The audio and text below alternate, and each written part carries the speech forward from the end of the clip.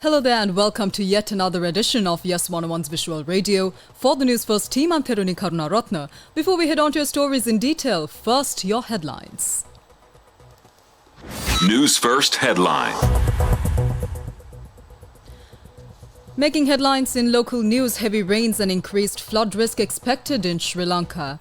Dengue cases rise in Sri Lanka amidst rains. Colombo and Gampaha among affected districts. Sri Lanka falls short of tax target in 2023. Committee report reveals. In news overseas, Israel insists Rafah operation does not risk destruction of Palestinians. And in sports news, it's tennis Djokovic worried about French Open title defense. Onto those stories in detail now. The Department of Meteorology says that heavy rains and strong winds are expected to continue due to the southwest monsoon. Heavy rains exceeding 100 millimeters are possible in the Sabaragamo province and the Nuwara Eliya district.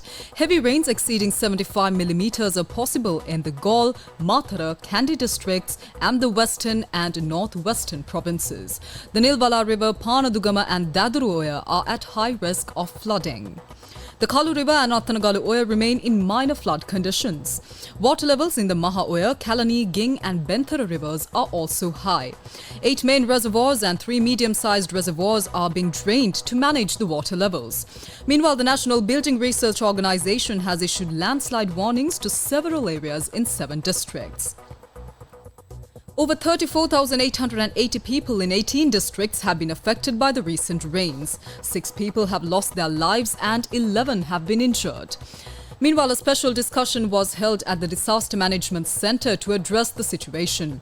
State Minister Pramita Bandara Tennakon announced his plans to develop a national program to prevent tree falls, implement a national policy for safe roadside tree planting, and expedite measures to control flooding in low-lying areas caused by unauthorized constructions.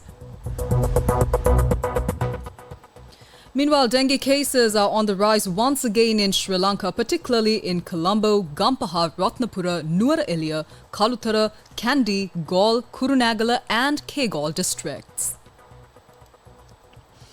The National Dengue Control Unit attributes this increase to the recent rains.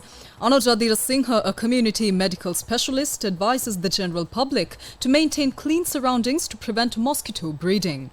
As of now, there have been 24,323 reported dengue cases in Sri Lanka this year.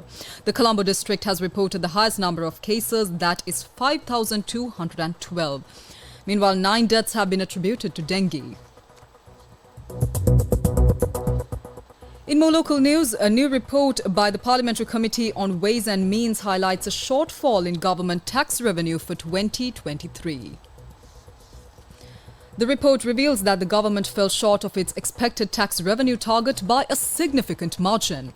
Initial projections forecast revenue of 3,104 billion rupees, but the actual collection only reached 2,695 billion rupees. This translates to a deficit of 408 billion rupees.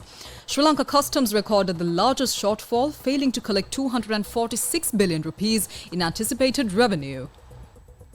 Despite the shortfall, the government has set an even more ambitious target of 3,789 billion rupees of tax revenue for the year 2024. Up next is international news. International news. Now, Israel said on Friday that its military operations in Gaza's far southern city of Rafah do not risk the destruction of the Palestinian civilian population after the UN top court ordered it to stop them.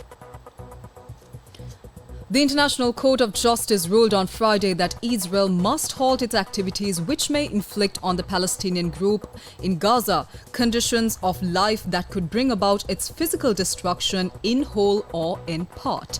Israel rejected the grounds given by the court, insisting its military operations in Rafah were in line with the international law. Up next is sports news. Sports news. And in sports news, it's tennis. World number 1 Novak Djokovic said he does not consider himself a favorite ahead of his title defense at the French Open, which begins with a first-round match against local hope Pierre Hubert on Sunday. Djokovic's barren run ahead of Roland Garros continued as the 24 times Grand Slam winner was beaten 6-4, 0-6, 6-1 by Thomas McCark in the Geneva Open semi-finals on Friday, weeks after losing heavily to Alejandro Tabilo in Rome.